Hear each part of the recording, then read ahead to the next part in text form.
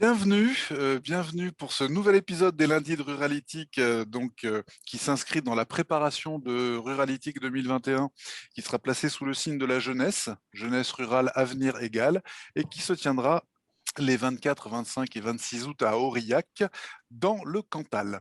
Aujourd'hui, nous accueillons Katharina Zougel, directrice de Décider Ensemble, et Hugues Renard, qui s'occupe de toutes les questions de démocratie participative, du grand projet de démocratie participative piloté par le département du Val-de-Marne. Je rappelle que le Val-de-Marne, malgré que ce soit en Île-de-France, il y a énormément de communes rurales qui ont donc un destin commun avec nous tous.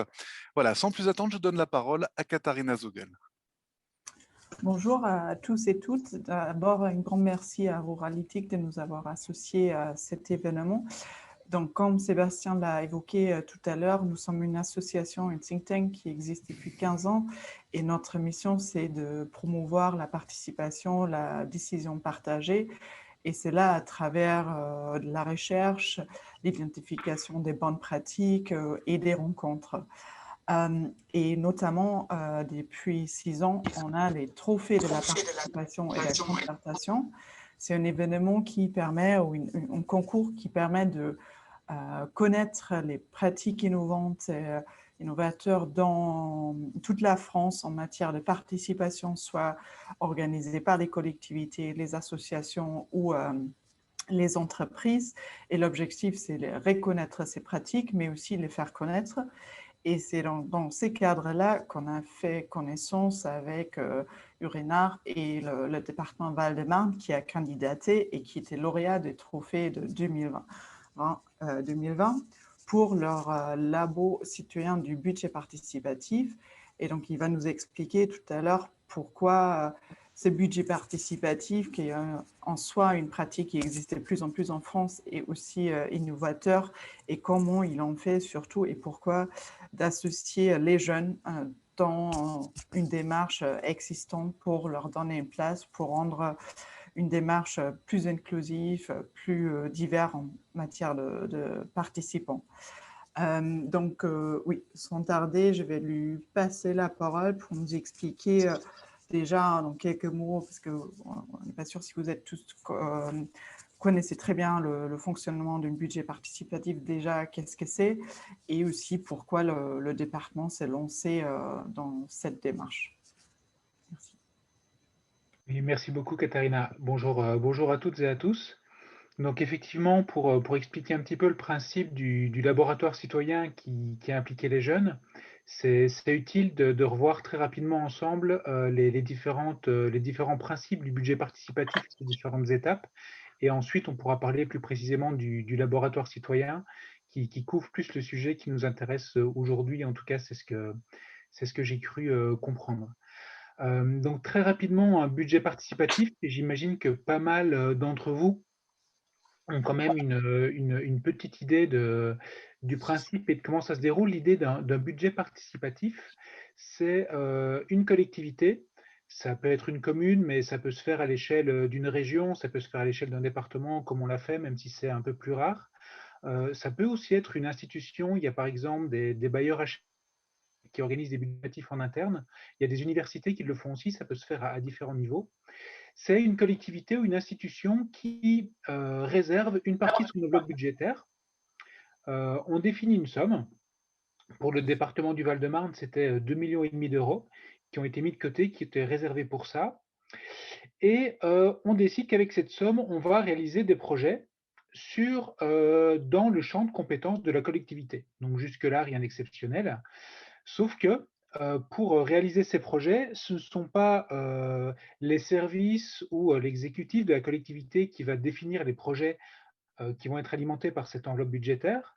On va demander à la population, aux usagers, aux citoyens, aux citoyennes, d'imaginer des projets, de concevoir des projets pour utiliser cet argent à réaliser sur le territoire.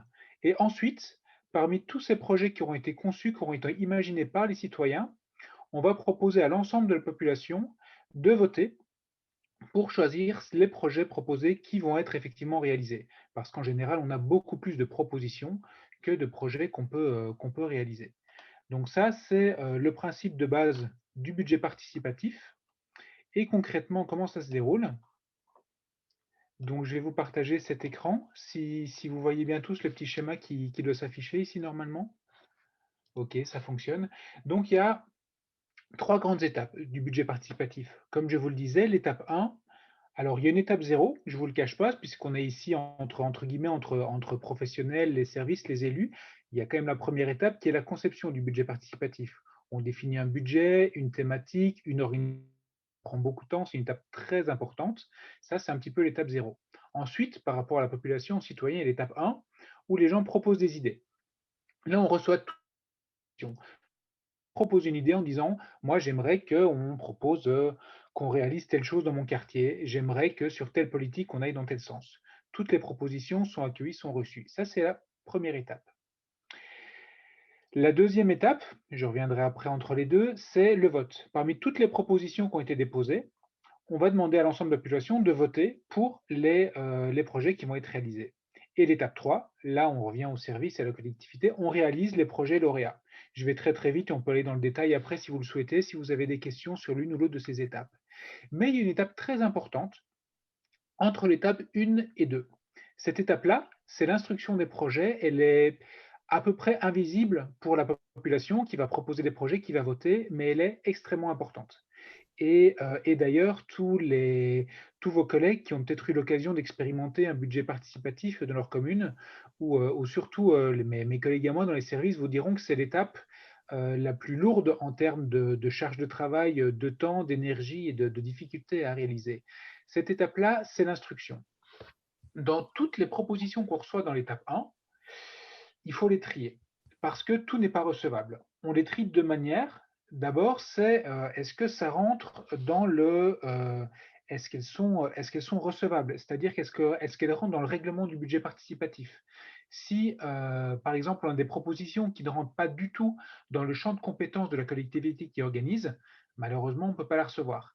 Si on a une proposition qui est complètement à côté de la plaque ou qui propose des choses qui sont inacceptables, on ne peut pas tout soumettre au vote. On ne peut soumettre au vote que des propositions que la collectivité assume de réaliser si le projet est lauréat. Ça, c'est très important. Donc, il y a un filtre entre les idées proposées et les idées qui sont soumises au vote. Et c'est là qu'intervient pour le département du Val-de-Marne le laboratoire citoyen. L'une des critiques, c'est peut-être un grand mot, mais en tout cas, l'une des remarques qui est très souvent faite à l'égard des budgets participatifs qui sont mis en place par différentes collectivités en France, c'est que cette instruction est parfois un petit peu la boîte noire du budget participatif. Pourquoi une boîte noire? Parce qu'on a des propositions qui sont faites par des citoyens, qui sont acceptées ou qui sont refusées par les services avant d'être soumises au vote et on ne sait pas toujours sur quels critères. Et on peut soupçonner un certain manque de transparence. On dit on est dans une démarche de participation qui se veut ouverte, qui se veut transparente, où justement l'objectif c'est de recevoir des idées et des projets que la collectivité n'aurait pas eu par elle-même, voilà, de faire les choses différemment que ce qu'on a fait les années précédentes, que ce qu'on ferait nous-mêmes. Et est-ce que ce moment d'instruction des projets, ce n'est pas l'occasion pour la collectivité, pour les services, de mettre des projets de côté? Parce que la proposition citoyenne est peut-être bonne, mais on n'a pas envie de la faire. Ça ne correspond pas à notre plan de travail de l'année, ou on a un petit souci avec la proposition, et discrètement, on ne va pas la soumettre au vote, et on ne sait pas pourquoi. On a souhaité éviter cet effet boîte noire au département du Val-de-Marne, et donc on a décidé de confier l'instruction des projets à un laboratoire citoyen composé de jeunes Val-de-Marnais, Val-de-Marnaises de 18 à 25 ans. Et c'est là qu'on rentre un petit peu dans notre sujet. Comment ça se passe? Eh bien, on viendra après plus sur le labo, mais en gros, on a rassemblé à peu près 70 jeunes du Val-de-Marne qui a examiné toutes les propositions reçues par les citoyens et les citoyennes. Et ces jeunes vont travailler avec les services. Avec les services, c'est très important, avec la collectivité, avec les élus, avec les services techniques et les experts pour trier toutes les propositions, savoir si les propositions qui sont faites, elles sont acceptables et ne le sont pas, elles sont recevables au regard du règlement du budget participatif et ne le sont pas, et savoir si on va les soumettre au vote ou pas. Voilà un petit peu le principe du laboratoire citoyen. Merci beaucoup. Et peut-être avant qu'on creuse un peu plus comment fonctionne le labo citoyen en détail, une des thématiques qui nous intéresse à Ruralité, c'est aussi le lien avec le numérique et comment le numérique peut favoriser l'implication des jeunes. Et donc aujourd'hui, le numérique est très utilisé pour les démarches de budget participatif. Donc peut-être vous pouvez expliquer un peu plus quelle était la place du numérique pour ce projet, pour tous les citoyens, au sein de l'administration et aussi pour les labos. Oui, absolument. Alors, le numérique, il a eu sa place comme dans tous les projets de politique publique actuellement, au niveau de la communication, par exemple, au niveau de la diffusion sur les réseaux sociaux. Ça, je dois avouer que ce n'est pas du tout mon domaine de compétence et donc je ne vais pas m'avancer là-dessus. C'est les collègues de la communication qui utilisaient ça. Mais je le cite parce que ça me semble un élément numérique important. En ce qui nous concerne, vraiment pour le budget participatif, si on met de côté la communication, on avait un outil numérique qui a été central sur l'ensemble du projet, qui était une plateforme de participation en ligne. On avait en fait, si vous voulez, un site internet, une plateforme de participation qui a été qui est conçue spécifiquement pour ça et qui permettait de suivre l'ensemble des étapes du budget participatif. C'est-à-dire que sur cette plateforme de participation, vous retrouviez toutes les informations, le règlement, le pourquoi un budget participatif, qu'est-ce que c'est, qu'est-ce qu'on attend de vous, quelles sont les règles, quels sont les projets recevables. Toutes ces données-là, elles étaient disponibles en ligne. Ensuite, cette plateforme, elle était très importante durant la première étape, la proposition des idées. Les citoyens et citoyennes pouvaient déposer leur idée, faire leurs propositions directement en ligne. Donc on se crée un compte assez facilement, assez rapidement, et on a une petite boîte de dialogue et on propose son idée. Et cette idée, elle est directement consultable, elle est directement mise en ligne, sans filtre.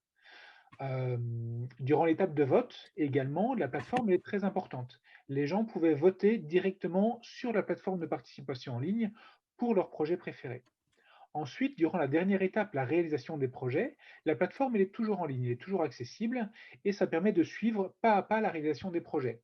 On a évidemment affiché la liste des projets lauréats sur la plateforme de participation en ligne et aujourd'hui, tout le monde peut aller sur cette plateforme et voir, tiens, tel projet, il a été lauréat, les citoyens ont décidé que le département devait le réaliser, où ça en est?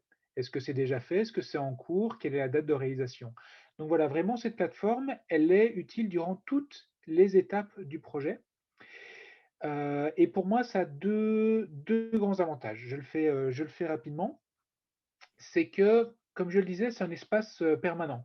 Un budget participatif, c'est un processus très long et c'est pour moi très riche d'avoir un endroit. Alors, c'est un endroit numérique, c'est un endroit Oui. fictif, on pourrait le dire, mais c'est une adresse internet qui reste toujours la même et sur laquelle pendant 1 an, 2 ans, 3 ans, voire 4 ans sur la réalisation de certains projets les plus longs, on peut retrouver toutes les informations et ça apporte énormément de transparence.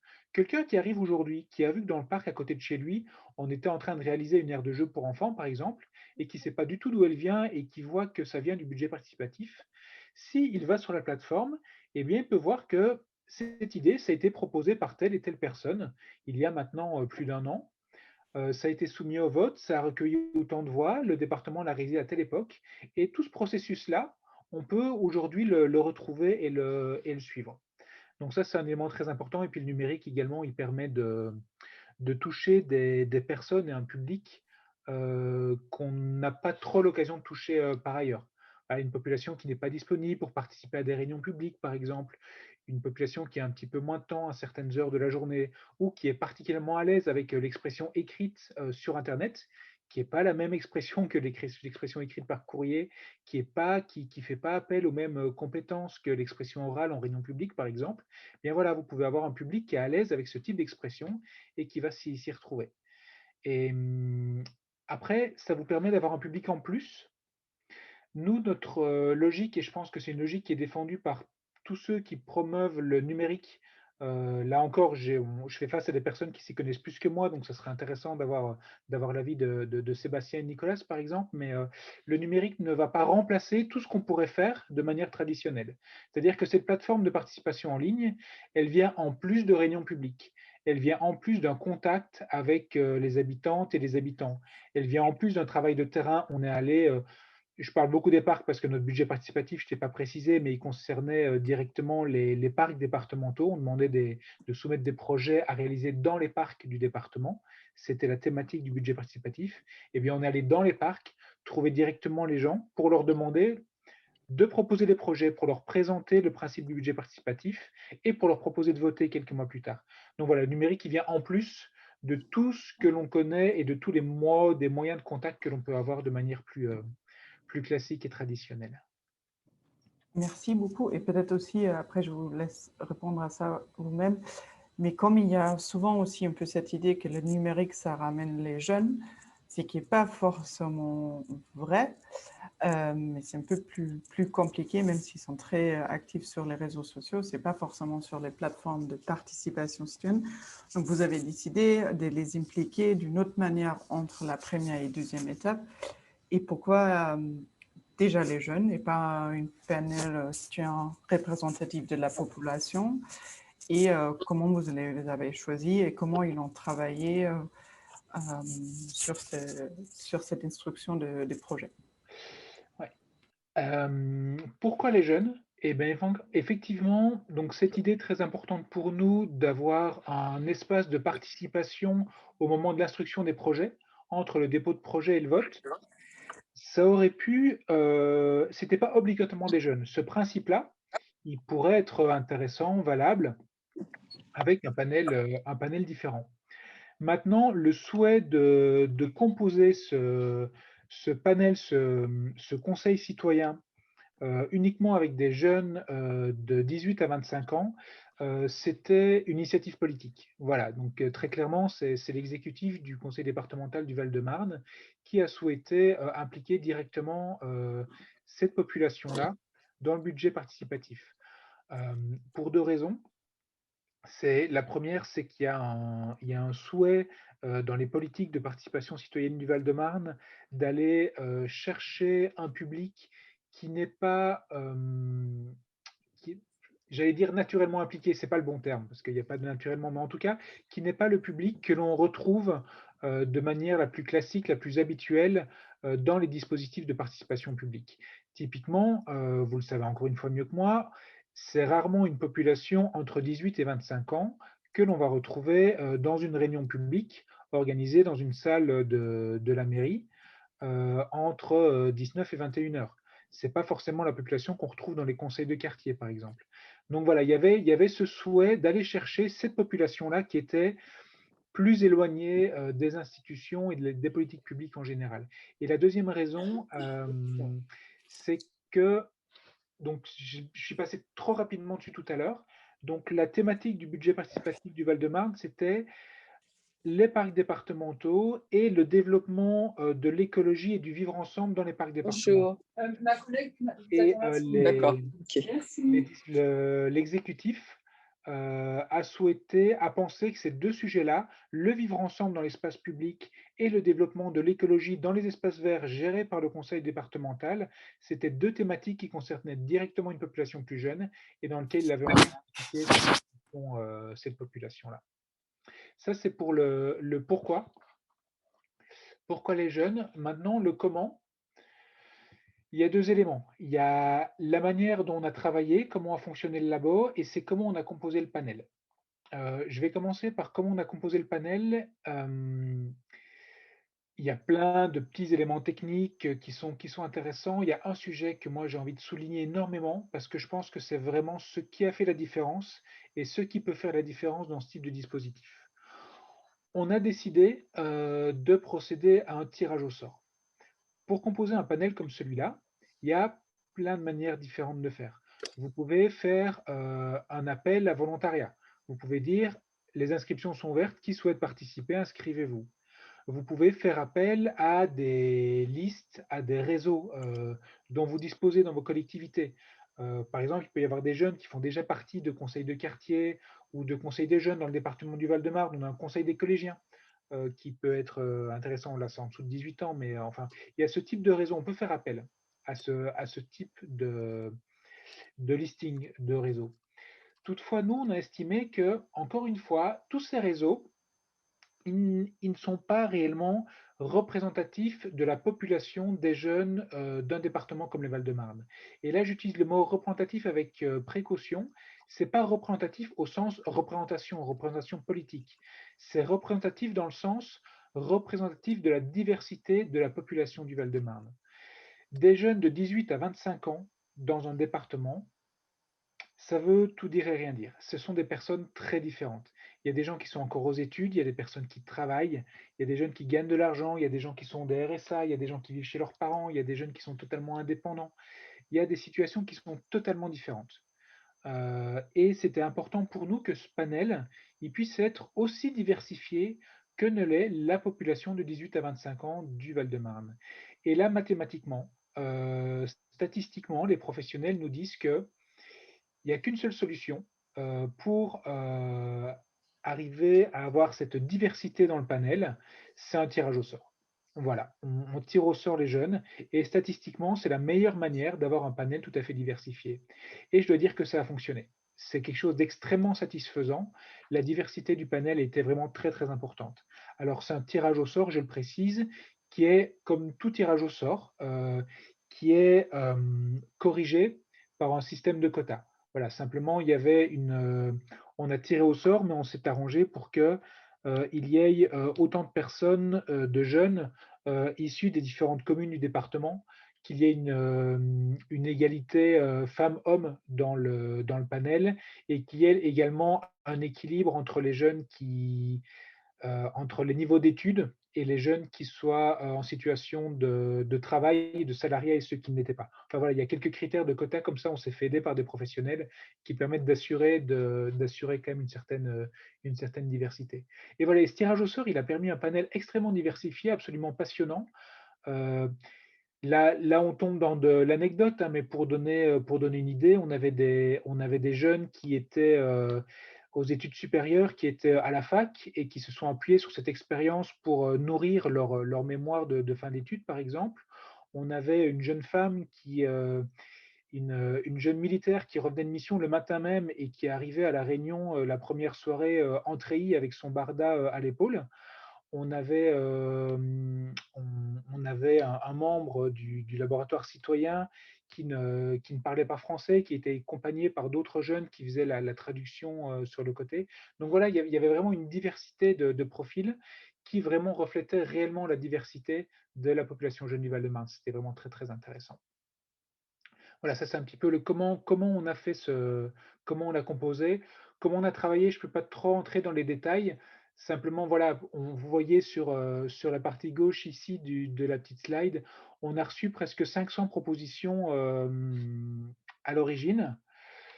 Dans les propositions, il y avait parfois plein d'idées différentes. Donc, nous, on a été obligé de faire une préinstruction. Donc, dans les 487 entre guillemets, fiches de propositions qu'on a reçues, il y avait presque 700 idées, 670 idées différentes qu'on a découpées, qu'on a déjà regardées avec les services techniques spécialisés, qui ont déjà rendu un premier avis en disant ça, pour nous, c'est recevable, ça rentre pas, ça coûterait beaucoup trop cher, ça, c'est pas faisable, ça rentre tout à fait dans le principe.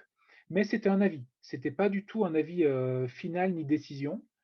Et ces 668 fiches, elles ont été soumises au laboratoire citoyen. Et au labo, on lui a demandé de dire effectivement cette idée-là, cette fiche-là, est-ce que vous souhaitez la soumettre au vote? Est-ce que pour vous, c'est compatible avec le règlement? Est-ce que ça rentre dans le cadre du budget participatif ou pas? Oui, non. Et au final, et surtout, et exercice très important, il y a eu une fusion des projets. Si on avait 2, 3, parfois 10 propositions qui concernaient la même idée, ça n'avait pas de sens de soumettre les 10 propositions différentes au vote. Et donc, il y a eu des fusions. Et ça aussi, c'était très important d'avoir cette transparence et cet avis citoyen sur les fusions pour ne pas qu'on donne l'impression qu'il y ait des propositions qui disparaissent entre les mains des services. C'est vraiment le labo qui a assumé ces fusions-là. Et donc, au final, on arrive à 122 projets à soumettre au vote, et cette liste de 122 projets à soumettre au vote qui ont été validés par un vote de l'ensemble des membres du laboratoire citoyen.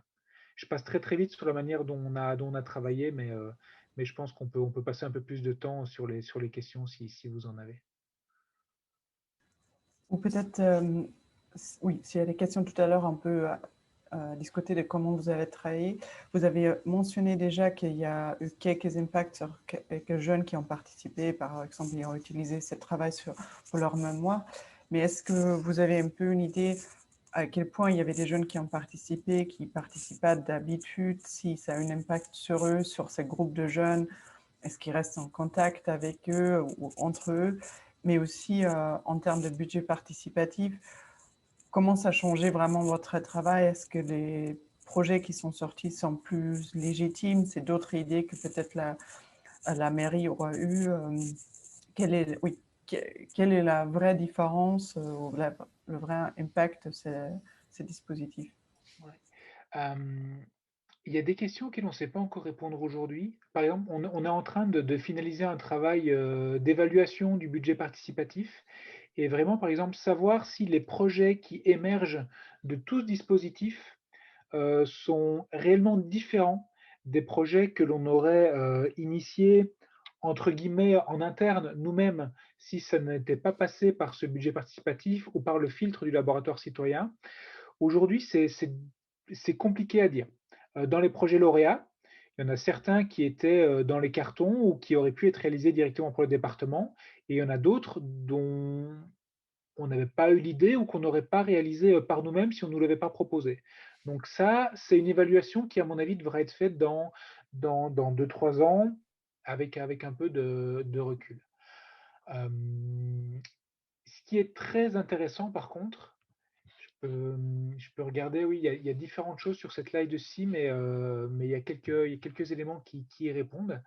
L'impact que ça a eu, il est d'abord et avant tout sur les services.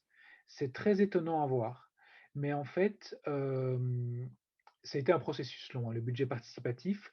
Quand on est allé trouver les collègues de la direction qui gèrent les espaces verts du département et qu'on leur dit, bah, écoutez, là, on a une enveloppe de 2,5 millions d'euros pour vous, c'est super, mais par contre, vous n'allez pas décider ce que vous allez faire avec, c'est d'autres personnes qui vont le décider avec vous.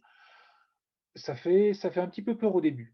Et c'est tout un cheminement de progression et il y a finalement une confiance énorme qui s'est créée parce que les services d'espaces verts ont au final été très heureux de cette démarche et ce qui a vraiment participé à cette collaboration et cette satisfaction, c'est justement le travail du laboratoire citoyen.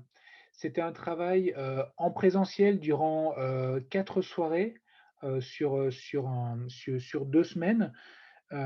Et donc, on s'est retrouvés autour d'une même table avec des jeunes du laboratoire citoyen, des experts techniques, des collègues de l'administration, des services spécialistes des espaces verts, qui ont travaillé autour d'une table autour d'un même projet en disant, on a reçu cette proposition, vous pensez qu'elle n'est pas recevable, nous on trouve qu'elle est intéressante, comment on fait? Comment on peut discuter ensemble de ça? Comment on peut évoluer? Un exemple comme ça rapidement, il y avait quelqu'un qui avait proposé de mettre du Wi-Fi dans tous les parcs du département. Et la première préinstruction des services, ça a été de dire, ben là, ça ne fait pas partie de notre politique. Les espaces verts, c'est pas fait pour aller sur Internet, c'est pas fait pour faire des ondes supplémentaires, donc ça, on va le mettre de côté. Et le laboratoire citoyen, quand il a vu cette fiche-là, il a dit, ben nous, on trouve ça intéressant. Nous, ça nous intéresse d'avoir Internet dans les parcs. Et là, il y a une discussion qui s'est nouée, et il y a eu un vrai travail de collaboration entre les services techniques, les experts, les jeunes. Et finalement, la proposition qui a été soumise au vote, c'est que dans certains parcs, pas tous, il y ait une borne Wi-Fi à l'accueil qui permette aux gens de se connecter, mais pas sur toute la surface du parc. Il y a un endroit de connexion possible, mais pas partout.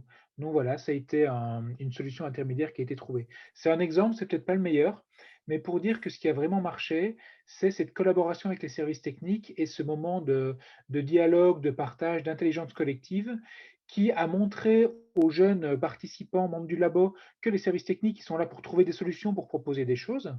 Et à l'inverse, qui a montré au service que la participation citoyenne, c'est pas forcément des lobbies, c'est pas forcément, excusez le vocabulaire, mais la boîte à claques des gens qui vont venir se plaindre sur les réseaux sociaux.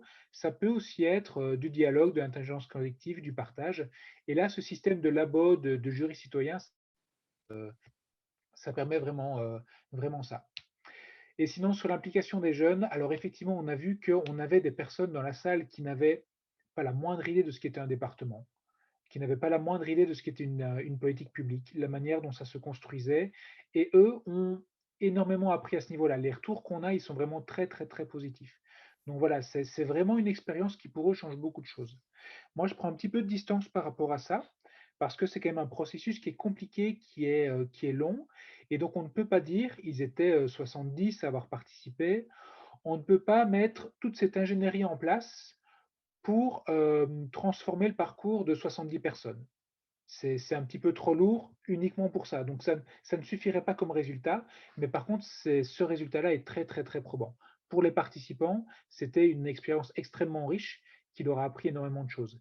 Et aucun d'entre eux n'avait jamais mis les pieds à l'hôtel du département, et très peu savaient ce qu'est un département. Il n'y en avait que 2, je pense, sur les 70 qui avaient même entendu parler du principe du budget participatif. Donc voilà, il y a eu énormément, énormément d'apprentissage à ce niveau-là. Merci, merci Hugues. Katharina, souhaitez-vous ajouter quelque chose avant que j'ouvre la session des questions? Non, je pense qu'on a adressé beaucoup de thématiques, qu'on peut en parler plus en détail aussi, cette question de à quel point c'est peut-être aussi le tirage au sort qui a amené à construire une citoyenneté auprès de certains jeunes qui ne l'ont pas autant que peut-être d'autres. Mais donc, je vous laisse la parole, sinon, de notre côté, on a plusieurs idées de comment continuer cette discussion. Ça marche. Je vais me faire l'écho de la question de Mamie Rabel du CRIJ Auvergne-Rhône-Alpes. En quoi la participation des jeunes dans ce processus participatif a fait évoluer le regard que les adultes, les élus ou les autres, ont sur les jeunes? D'ailleurs, effectivement, on n'a pas, pardon Hugues, mais dans votre témoignage, on n'entend pas beaucoup parler des élus. Racontez-nous.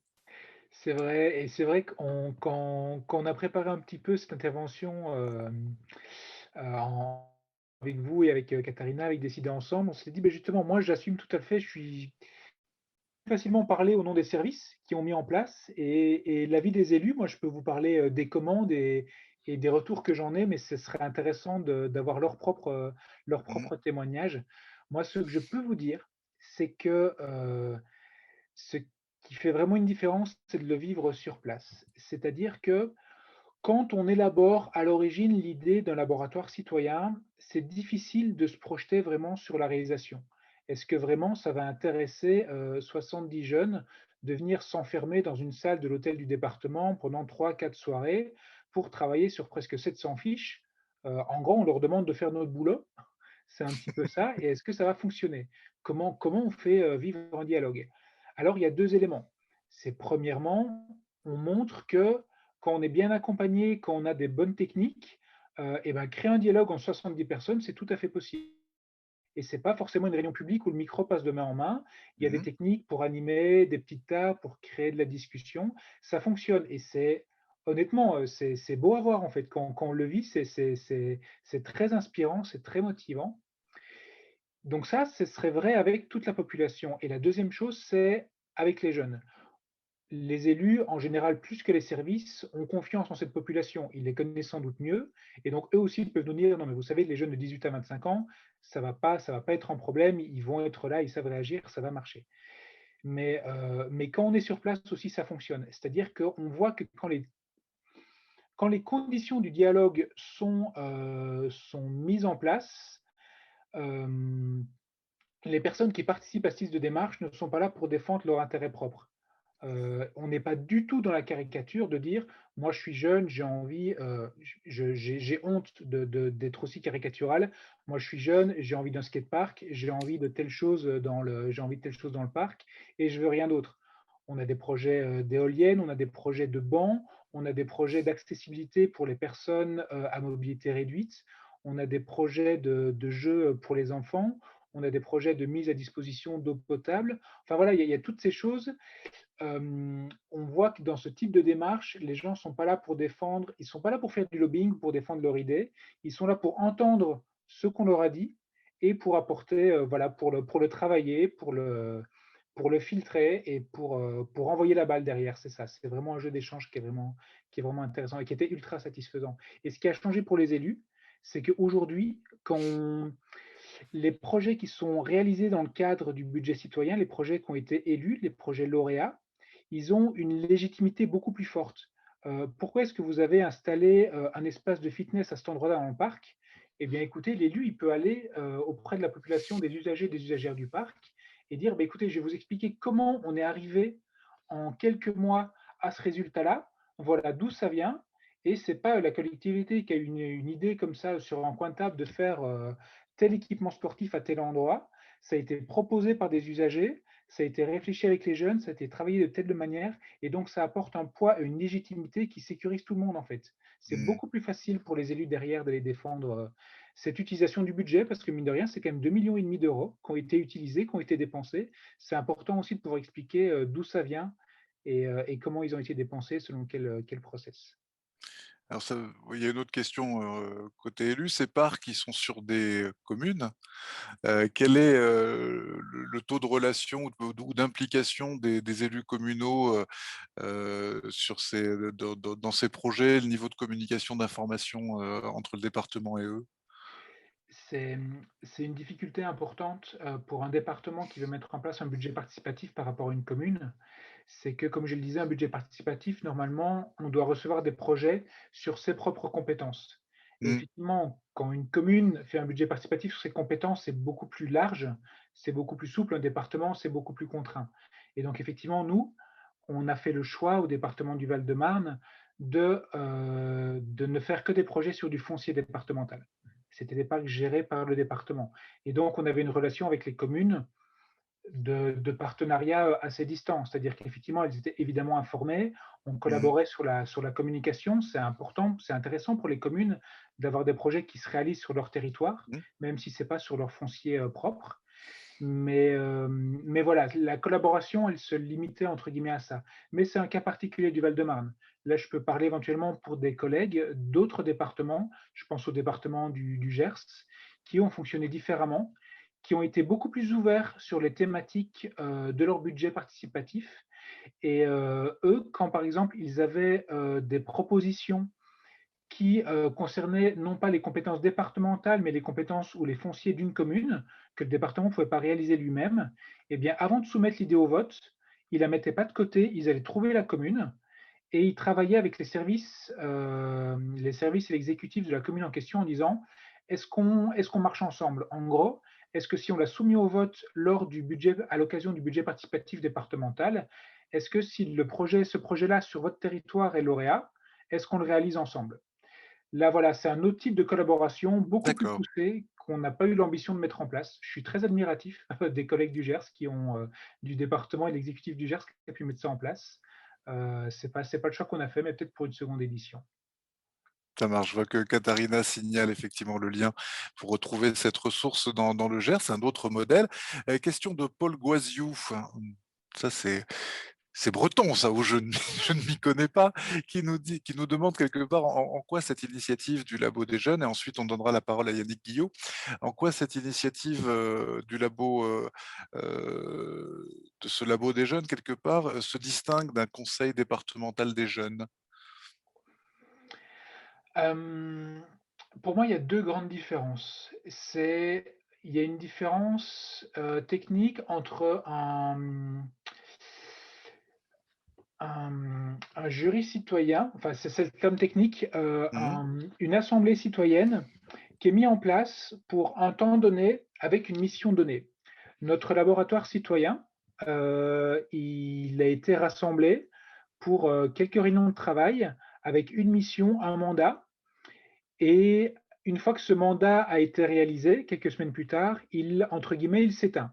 Alors bien Mmh. sûr, on continue à avoir des liens avec ces jeunes-là, ils continuent à être impliqués dans le suivi des projets, ils viennent voir si les projets qu'ils ont soumis au vote, comment ils sont réalisés, il y a un contact qui se garde, mais c'est très différent d'un conseil citoyen qui a une vocation un petit peu permanente. Et donc là, il y a un travail d'animation et je sais que par exemple, dans ce type de conseil, l'une des grandes difficultés, c'est de travailler l'ordre du jour. Parce Mmh. que cet ordre du jour, il doit être renouvelé régulièrement. Il faut conserver la motivation des personnes. Donc voilà, ce sont deux dispositifs de participation qui sont très intéressants, qui peuvent faire appel au même public, mais qui s'animent probablement de manière un petit peu, non, pas probablement, Oui, qui s'animent de manière très très différente. donc d'un côté, on a une instance et de l'autre, on a quelque chose qui relève plus du groupe de travail, quoi. C'est ça. Après, moi, je pense qu'une des grosses différences, c'est la manière de le composer.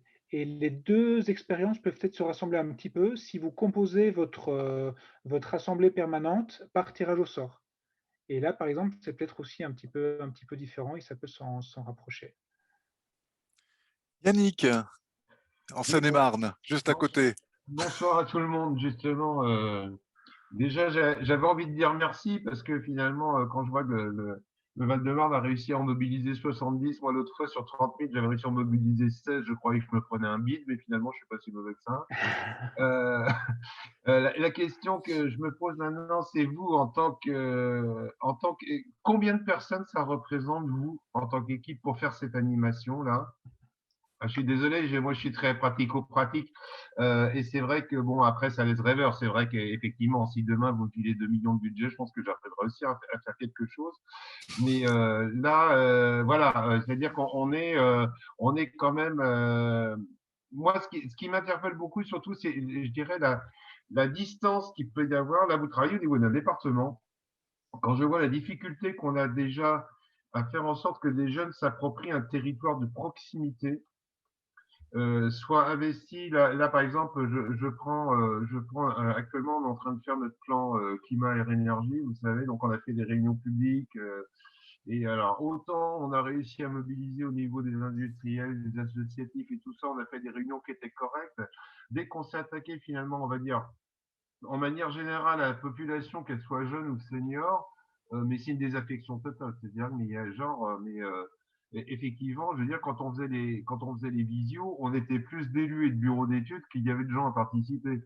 Et la technique maintenant, c'est, ben moi, je suis preneur de leçons. Comment faites-vous pour avoir cette mobilisation, même en dehors du fait que ce soit du tirage au sort, mais je veux dire, ça suppose aussi, Ah, Yannick, on est en train de te perdre. le tirage au sort qui est fait à 100% tirage au sort. Il faut quand même que les gens se manifestent à un moment donné, de toute façon, être dans le listing. Comment vous procédez? Ça m'intéresse. Alors, j'ai aucune recette et encore moins de leçons parce que autant vous dire qu'effectivement, la composition, elle n'a pas été facile. Le tirage au sort, effectivement, était indispensable. Moi, je ne me sens pas capable, je suis honnête avec vous, je ne me sens pas capable de rassembler 70 jeunes sans cette tête du tirage au sort. Ce serait une mission impossible. Il y a quand même un chiffre qui est passé rapidement sur votre slide tout à l'heure. En termes professionnels, en général, sur un tirage au sort comme celui-là, on considère qu'il faut booker, réserver le double de participants. Ça ne veut pas dire tirer au sort le double de participants. Ça veut dire que quand vous avez les participants potentiels au téléphone, si vous voulez 100 personnes, sur place le soir même, en général, on compte qu'il faut 200 OK, je viens au téléphone. Il faut 200 personnes qui vous disent au téléphone je suis d'accord, je serai là, pour en avoir 100 sur place. Et des personnes qui ont dit OK, à telle heure, tel jour, je serai là.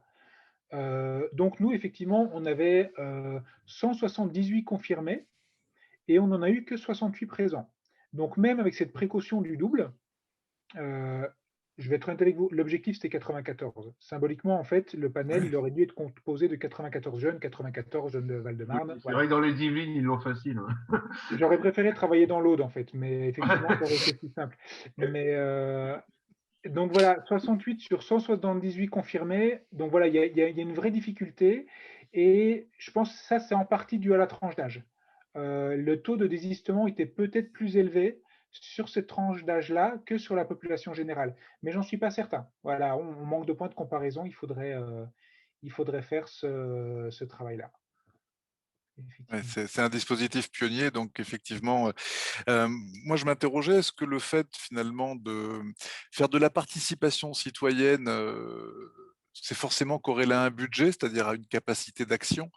Parce qu'on peut faire de la participation, de la consultation, mais souvent ça s'épuise, alors que là, en même temps que vous mobilisez, vous donnez des moyens d'agir. Est-ce que ça a contribué à plus d'implication? C'est difficile de comparer, puisque vous n'avez peut-être pas fait l'autre version, mais cette dimension, c'est notre argent, cet argent public, on va l'investir sur la base de nos propositions, de nos recommandations. Est-ce que c'était quelque chose qui vous a semblé important? Et c'est vrai que je n'ai pas répondu à la première partie de la question de Yannick, où les 2,5 millions, autant vous dire qu'ils étaient réservés à la réalisation des projets lauréats. On n'a malheureusement pas eu 2,5 millions pour la logistique et l'organisation et le recrutement de collègues pour le labo. Donc, au niveau des moyens, on a presque tout fait en interne. Donc, on n'a pas mis énormément de moyens, on a mis beaucoup de temps. Parmi les collègues, on a eu pas mal d'aide d'autres services, mais on n'a pas eu tellement de moyens pour réaliser vraiment le laboratoire. Pour la question de Sébastien, je ne sais pas si pour faire de la participation citoyenne, ça doit être directement corrélé à un budget. Clairement, je pense que ça fait partie, je ne suis pas un spécialiste, vous pouvez avoir d'autres personnes qui s'y connaissent beaucoup mieux, mais je pense que ça fait partie du succès des budgets participatifs en France ces 2, 3, 4 dernières années. C'est que le fait que ça soit corrélé à un budget précis, ça permet de vraiment matérialiser euh, l'effectivité de la participation. Voilà, il y a des propositions, il y a un vote, et ce vote, il prend racine directement en réalisation. Et donc là, je pense que ça explique aussi que le budget participatif soit l'un des nombreux modes de participation citoyenne qui recueillent un certain succès. Mais par contre, ce n'est pas obligatoire. On peut faire de la participation citoyenne sans avoir cette enveloppe prédéfinie. Par contre, ce que moi je pense et ce que pas mal de chercheurs défendent, là l'avis de Katerina pourrait être intéressant. Je pense entre autres à l'un des professeurs de sciences politiques qui travaille énormément sur démocratie participative, qui est Loïc Blondiot, et l'un de ses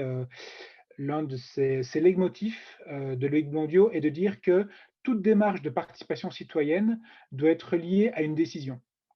Alors, même si vous n'avez pas une enveloppe budgétaire qui est fixée dès le début, si vous mettez en place un dispositif de participation, il faut que vous puissiez dire dès le début, dès le moment où vous invitez les citoyens et les citoyennes à participer, voilà ce que ça va devenir. On vous invite à discuter parce qu'on doit construire telle chose, parce qu'on a telle politique publique à mettre en place et que ça va avoir un effet.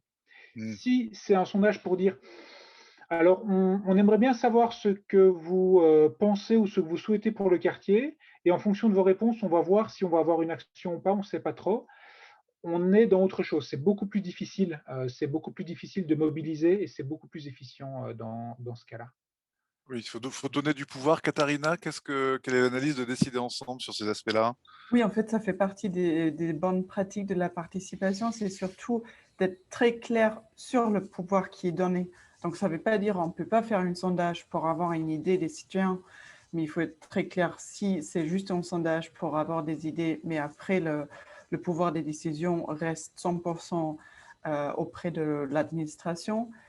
C'est quelque chose qu'il faut dire dès le début, mais c'est vrai que en citoyen, il est plus facilement mobilisable s'il a un pouvoir sur quelque chose que quand c'est juste une participation qui même peut avoir le risque d'être juste un acte de communication qui fait valider un projet préexistant. Donc, c'est vraiment de faire attention à ne pas vendre quelque chose comme participation qui est effectivement juste une communication, et quand on demande la participation, leur donner la possibilité de participer à la construction, à la décision de quelque chose. Oui, un sondage, ce n'est pas encore de la participation. C'est plutôt récolter des idées ou s'informer mieux de la vie citoyenne. Si c'est un sondage, après un sondage où on a un vote, ça devient autre chose. Mais oui.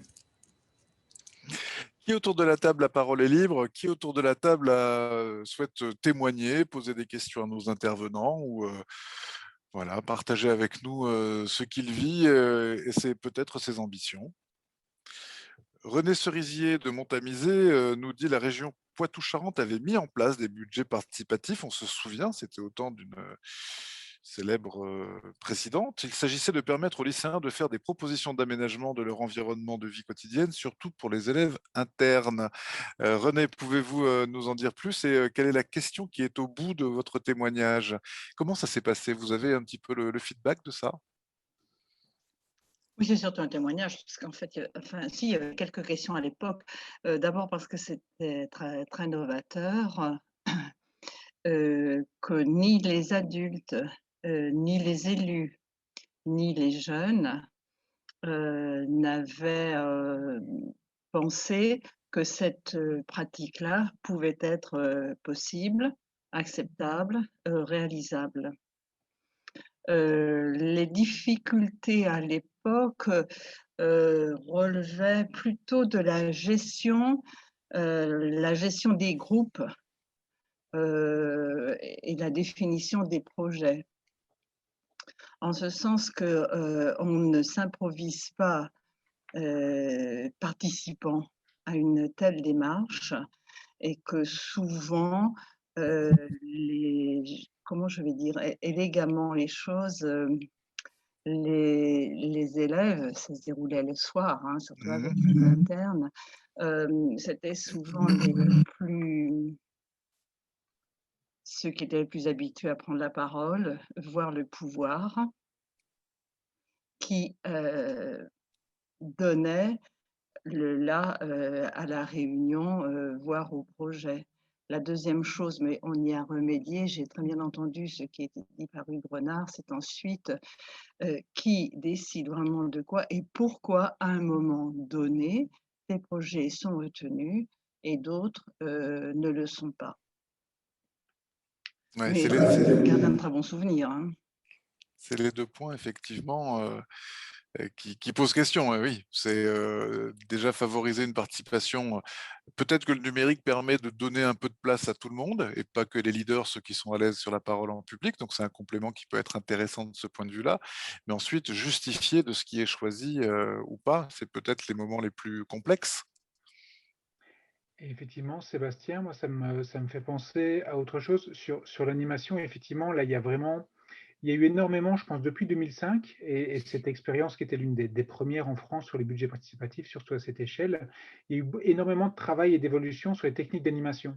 Et c'est vrai qu'on n'anime pas des dépôts de projets pour un budget participatif avec des lycéens, comme on anime une autre réunion ou comme on anime je ne sais pas moi, la présentation d'un PLU, par exemple. C'est pas la même animation, et ça, je pense qu'il y a vraiment des professionnels qui se sont développés là-dessus actuellement. Et même en interne, hein, dans les services, il y a beaucoup de professionnalisation dans cette animation.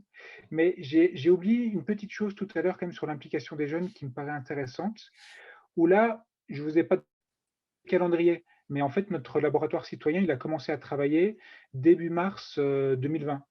Début mars 2020, il s'est passé quelques petits détails dans notre pays, ce qui fait qu'on n'a pas pu faire tout ce qu'on souhaitait réaliser. Et entre autres, l'un de nos projets, c'était également lors du vote et pour les dépôts de projets juste avant en décembre, on n'a pas pu tout faire. C'était aussi de beaucoup travailler avec les lycées, puisque les jeunes pouvaient déposer, tout le monde pouvait déposer des projets et voter à partir de 13 ans. Donc, on avait vraiment un objectif, nous, d'aller faire des ateliers dans les lycées pour aider les classes, les jeunes, à réaliser des projets. On a pu le faire dans quelques classes, mais pas dans toutes. Voilà, malheureusement. Mais il y a un gros travail aussi là de collaboration à faire avec le système scolaire, avec les lycées, pour présenter des projets, présenter le budget participatif, concevoir des projets à soumettre au vote et faire voter aussi dans les classes, rien que ça. Oui, effectivement, le calendrier n'a pas joué en votre faveur, ce qui peut aussi participer à expliquer le taux de désistement que vous avez pu rencontrer. Yannick? Oui, question, dans les exemples qui ont été cités, il y a beaucoup d'exemples en fait qui sont des équipements et des investissements. Je voulais savoir si est-ce qu'il y a eu aussi des actions en fait, des choix d'actions ou sociales ou politiques au sens noble, hein, pas la politique de bas étage bien sûr, mais de politique de la ville et ce genre de choses, disons, pour aller en direction peut-être vers les jeunes ou partant des jeunes vers d'autres justement, peut-être sur l'intergénérationnel ou ce genre de choses. Est-ce qu'il y a des projets comme ça qui sont sortis ou on est simplement sur la Wi-Fi et le skatepark? Et c'est une très, très, très, très bonne question, puisque notre règlement, il y a plein de raisons à ça. Notre règlement précisait spécifiquement que pour être recevable, les propositions devaient concerner du budget d'investissement et pas de fonctionnement. Les dépenses de fonctionnement n'étaient pas éligibles. Alors, ça fait partie, je vais le faire en deux temps. Cette règle de budget d'investissement, je ne vais pas inverser, fait partie, entre guillemets, des dogmes aujourd'hui de la plupart des budgets participatifs. C'est une règle qu'on retrouve dans presque tous les budgets participatifs, mais qui commence à être remise en question. on commence vraiment à se demander s'il faut s'y tenir ou s'il n'est pas possible d'organiser des budgets participatifs qui soient ouverts aux dépenses de fonctionnement. La première raison de réserver les budgets participatifs aux dépenses d'investissement, c'est justement ce lien aussi proche du dispositif avec le budget. Si vous êtes un exécutif qui, lors de l'année A, décide de consacrer 2 millions d'euros de son budget à un projet, si c'est de l'investissement, vous dépensez les 2,5 millions et après, il y a un petit peu d'entretien, il y a un petit peu de fonctionnement. Nous, notre règle, c'était que le budget de fonctionnement derrière ne peut pas excéder les 5% du budget d'investissement. Voilà, c'était parmi les règles que l'on s'était données. À l'inverse, si c'est du budget de fonctionnement, l'année A, vous décidez que pour votre année B, l'année A plus 1, vous allez mettre 2 millions de budget là-dedans. Si c'est du budget de fonctionnement qui est reconductible, c'est compliqué pour vous de dire l'année C, D, E, vous allez continuer à dépenser autant d'argent dans le fonctionnement. Donc en fait, limiter ça au budget d'investissement, ça permet de cadrer la dépense et de ne pas s'engager dans des dépenses reconductibles les années suivantes. Voilà la raison principale, mais il y a sûrement moyen, et pas mal de gens sont en train de travailler là-dessus aujourd'hui, je pense, d'élargir cette vision et d'essayer d'élargir le système du budget participatif aux dépenses de fonctionnement. Merci, oui, c'est éternel, y compris dans les collectivités, des ratios souvent dans les budgets de 80% d'investissement et 20% en fonctionnement. C'est ce qu'on appelle aussi le syndrome du stade nautique. C'est-à-dire, on met des millions sur la fabrication de l'équipement et après on n'a pas de quoi payer les maîtres nageurs. Résultat, elle est ouverte 8 heures par semaine. Bref, ça fait partie des complexités. Qui d'autre souhaite témoigner ou questionner? N'hésitez pas, la parole est libre. Sinon, j'y vais au hasard, méfiez-vous. Sinon, j'ai une autre question Oui, Katharina? qui est liée aussi à la question du budget. Et en fait, comme vous avez dit tout à l'heure, effectivement, vous avez donné une certaine partie du travail aux jeunes. Une des grandes questions qui se pose avec le tirage au sort, c'est la rémunération. Donc, est-ce que vous avez rémunéré ces jeunes ou payé leurs déplacements et pourquoi, quel choix? Là aussi, c'est un des gros sujets aujourd'hui. Je vais vous donner mon point de vue à moi, pas celui forcément de l'ensemble de la collectivité.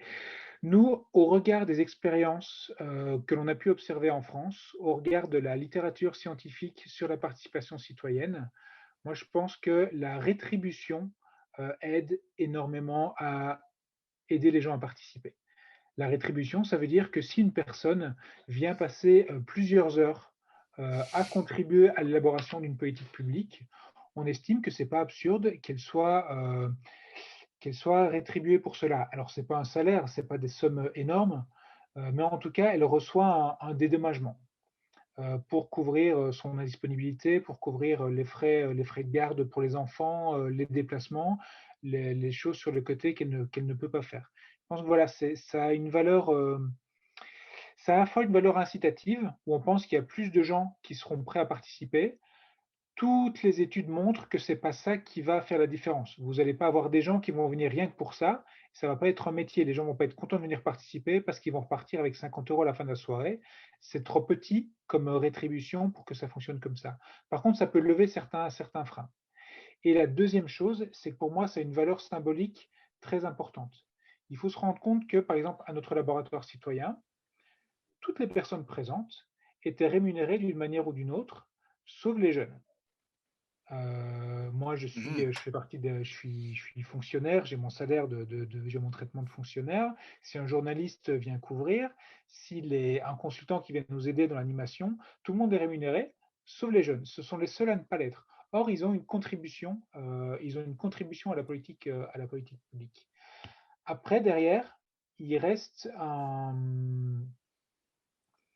une gêne à l'idée de rétribuer des personnes qui participeraient à ce type de démarche, car on se dit que la participation citoyenne doit être bénévole. Voilà, on doit le faire pour le bien public et non pas pour en retirer un intérêt pécunier. Voilà, voilà un petit peu les deux Ouais. pôles qui se balancent. Nous, on a trouvé une solution intermédiaire, c'est-à-dire on n'avait pas de rétribution financière. Par contre, on a mis à disposition, en fait, on avait 3 ou 4 packs entre guillemets cadeaux, et ils avaient le choix les jeunes ont pu choisir l'une des solutions. Le département a la chance, par exemple, de gérer des centres de vacances qui sont ouverts aux jeunes du Val-de-Marne. Eh bien, les participants au laboratoire citoyen ont eu plusieurs jours gratuits. Par exemple, s'ils le souhaitaient, ils pouvaient passer plusieurs jours gratuitement. Ou voilà, on a aidé aussi, il y a eu une participation financière du département pour que les jeunes puissent suivre leur stage BAFA, par exemple. Donc voilà, il y avait plusieurs offres d'admission. À titre de comparaison, la Convention citoyenne pour le climat, dont vous avez sûrement entendu parler, qui est, il n'y a rien à faire, l'un des modèles en termes d'ambition, d'animation, peut-être pas en termes de résultats, je ne me lancerai sûrement pas là-dedans, mais en tout cas en termes d'organisation d'un jury citoyen, là, si je ne fais pas d'erreur, les participants étaient rétribués au SMIC horaire, en plus des frais de déplacement. Et c'est un petit peu la référence pour moi, en tout cas, ou la norme vers laquelle ça peut être intéressant de tendre. Mais même juridiquement, ça pose plein de questions, hein. Quel est le statut sur quelle ligne budgétaire? Comment on peut faire cette rétribution? C'est pas facile du tout. Merci, merci. Il est 18h30, on va se donner 2 petites minutes. Je vais donner la parole à Esther Dubois qui a levé la main et puis après, elle va être surprise, mais je vais demander à Stéphanie de Draguignan de nous dire comment elle regarde cette initiative et si les jeunes qu'elle accompagne au quotidien, est-ce qu'elle les imagine s'impliquer dans ce genre librement, hein, dans ce genre d'initiative. Esther Dubois d'abord, Stéphanie juste ensuite. Esther?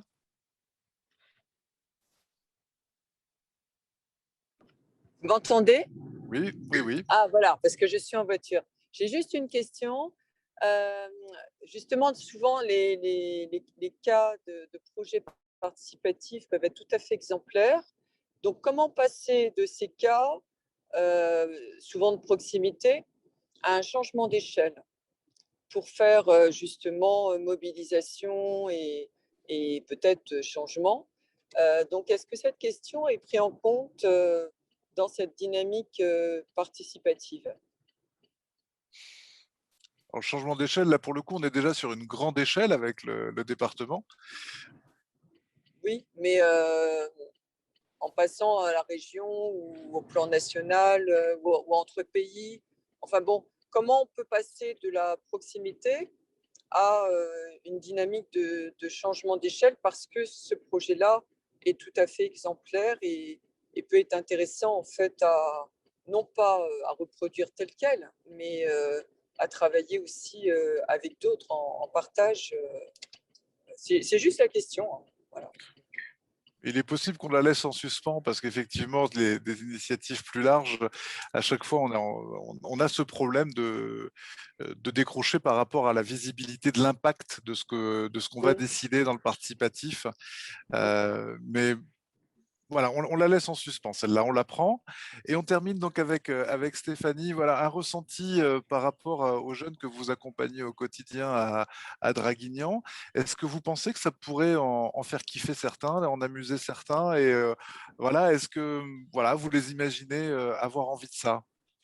Bonjour à tous.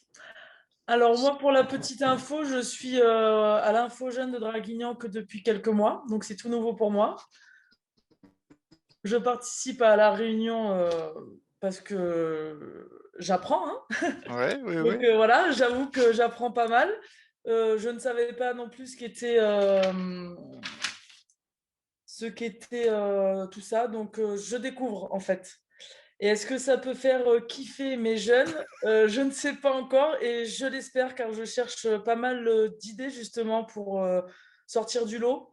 Ouais. Parce que c'est pas évident, encore moins en temps de crise, de trouver des choses qui pourraient les intéresser. Donc voilà, c'est mon travail actuel, Bon, mon questionnement. On est très heureux si on a pu effectivement alimenter votre réflexion de terrain. Oui, merci. Voilà, donnez-nous des nouvelles. C'est vrai qu'on se dit D'accord. que pour certains, voilà, ben, dans le Val-de-Marne, il y en a 78 que ça a motivé. C'est pas rien. C'est pas rien du tout. Le changement commence toujours par la petite échelle. Donc, super. Ben, il est 18h33, on a dérapé comme des fous. Donc, je voudrais vous remercier toutes et tous d'avoir participé à cette session. Nous sommes montés à plus de 35 personnes, 37 personnes à un moment donné de pic. Merci à tous.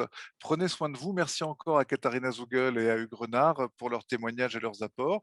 Vous retrouverez l'intégralité de cette vidéo plus les slides sur le site de Ruralitique dès jeudi. Voilà. Merci à toutes et à tous. Portez-vous bien, prenez soin de vous et à très bientôt pour les lundis de Ruralitique.